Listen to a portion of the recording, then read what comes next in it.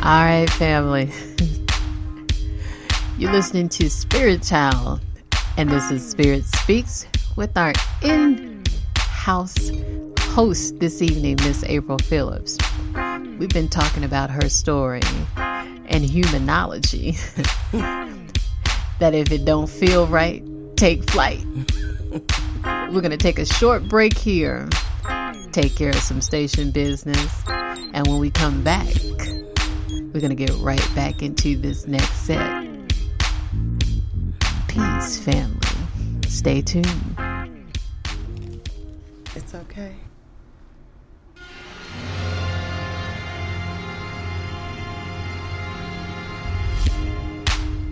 All right, family.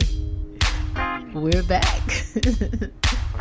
You're listening to Spirit Speaks. I'm your host, Spirit Child. And in the studios with me this evening is our co-host, Miss April Phillips. We ended this last session with reflection. And so, sis, I want you to come back in and tell the family, finish up your thought. Let's put some bookends on that reflection. And then we're going to bring it a little bit forward, because this is all about finding ourselves. So tell the family, what about that reflection? Well, what I've learned, this is my experience and my experience only. Right? 9 out of 10 times when people are mad at you, when people are giving you advice, when people are repetitive and telling you who they are, they're reflecting not only to you but to themselves. Sometimes people have to be repetitive, telling you, oh, I'm a good person, because they need to convince themselves that they're a good person. Sometimes people, when they say they don't want something, they're reflecting that they do want it. So when they tell you what they don't like, it's what they do like. So people reflect. When people are abusive, it's because 9 out of 10 times they've been abused. They reflect outwardly because a lot of people don't know where to put that energy and how to take it and use it progressively. So they become regressive with it. So I have a good understanding of that. So when people give me advice, I never think that I know everything. I listen all the time, whether I agree with it or not, because at the end of the day,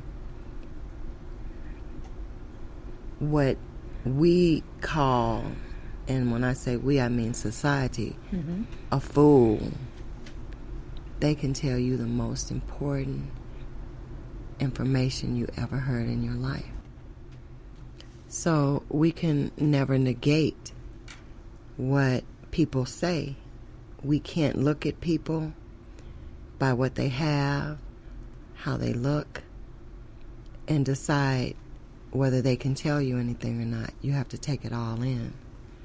So that's just where I'm at. And so in my observation of humanness, this is what I've learned, that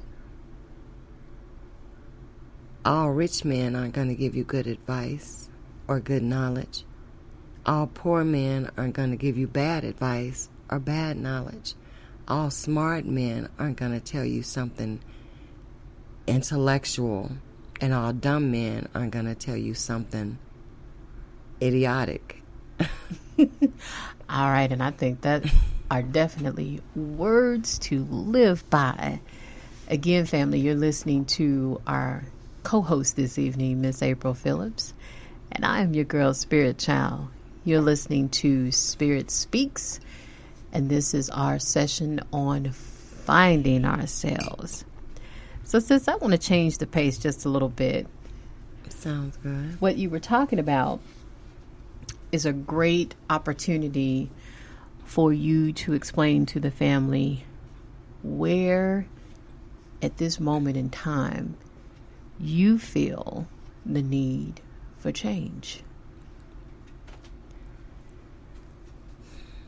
To me, there's only two changes to make.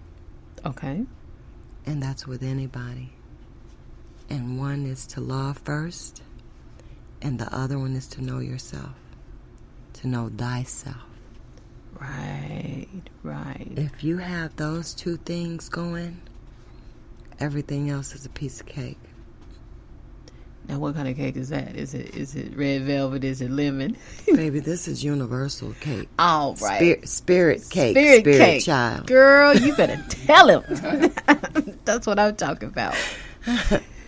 So when we think about change, love, and we talked on our other projects about love being one of the greatest generative principles, coupled with care, because you generally love or pay attention to what you care about. But we're not all nurturers. That's very true. So here's my question for you, sis. With the life that you have had, I think that is ultimately amazing that you still have the capacity to even feel or desire to feel and share love. You know, when I look at myself, Spirit, I felt like that when I was created, that there was no other ingredients but love. I'm so full of love. I've never stopped, and that love has allowed me to continue to trust, to continue to be kind of childlike, like innocent, like giving everybody the benefit of the doubt, and just going in with my eyes wide open and no defenses, and just organically love. But not what humans know as love, but what love really is. That loving without any requirements, loving just at the moment I see you, loving to the point that nothing you can do can make me stop, that you don't have to be any certain way for me to love you. Just be you. Right. You know, I always say that when people come to you, they come to you for a reason. Absolutely. They may not know what that reason is, but it sounds like you definitely have, and I use this analogy often, the prescription for what may potentially ail them. Do you feel that people are drawn to you? And if so, why? Well, I've always described myself as a muse. And for those that don't know, a muse is one who inspires. But there are different types of muses. And there could be a creative muse. There could be a sexual muse. I mean, it goes on. But I've been blessed to be a multifaceted muse. I believe that. I believe that. So I attract those who in need of motivation and inspiration. And therefore I mold myself towards what they need. I'm a mutable personality. So therefore I inspire based on need. It's like a prescription, as needed. Oh, shuck it down. It's a PRN. Yes. Yes. So it sounds like you have a little bit of a chameleon in you. I have a lot of chameleon in me. Okay. I've always been attached to that animal. So, therefore, yeah, chameleon is really good. Now, you know I'm going to have to go to the Book of Spirits and see what it says about that chameleon. Yeah, I'm sure it says something great about I'm it. sure there's a picture of you in there somewhere. It might be, because other than the color changing, I'm pretty much a chameleon. Well, you know what? I would tend to agree with you. And, you know, we talked about this the other night, about the racial ambiguity. Mm-hmm. how have you, or did you even ever have to use that to your advantage? I really haven't used it purposely, but it's just been something that's been there. I never really kind of knew. I knew, but I really didn't know. Other people made me aware of it. You know, your physical self is all in perception of others. So you really don't know who you are physically until people tell you who you are. You know, your spirit, your spirit is who you really are and who you know yourself to be. But your ego has to be given to you by others. So therefore, yeah, I didn't know. I didn't think twice about it. I just thought I was me. Right. And aren't I enough? Right. So, but as I grew and people started asking questions or saying you are this, then okay. Maybe I should pay a little bit attention to it. But I didn't pay attention to it in the way that I took advantage of it. I paid attention to it in a way where it worked for me as an attraction. So it brought people to me that needed me. Because sometimes in this world, people need people, but because of how we've been conditioned and traditioned to believe and think and operate, we don't approach people that we need because of how they look. So it's been beneficial to me in that way. And I can see how that, like you say, maybe not intentional, but for some people, perception is their reality. Absolutely. And that's all they live on. Yep. And it's unfortunate, but hey, we make it do what it do.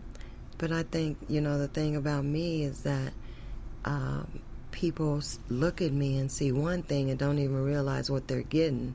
You know what I mean? And sometimes if you're vibrating so low, it's an intimidating thing. But for those that need, they're going to feel it immediately. So I just look at it. You know, there's waste. People are just like most things in this world. They're recyclable, but there's waste product too. Absolutely. So, you know, you choose. That's right. And it's always a choice. So we've been talking about change. And what I want you to tell the family is, why do you feel for you it was time to make a change in your life? I didn't, though.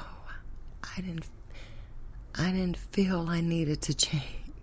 Okay, that's fair. I really thought that I was like doing well. So crazy. Because you know, when you think you are so intellectual and you're so knowledgeable, because let's not confuse intellect with knowledge. All right. But when you feel like mentally you have a lot going, then why do you think you need anything? That's how we humans, when we exist in our human selves, we get to that point where I filled up my basket. Why do I need anything else? So you good? I'm good. Okay. And that's fair. It was shown to me. It was delivered to me. It was given to me.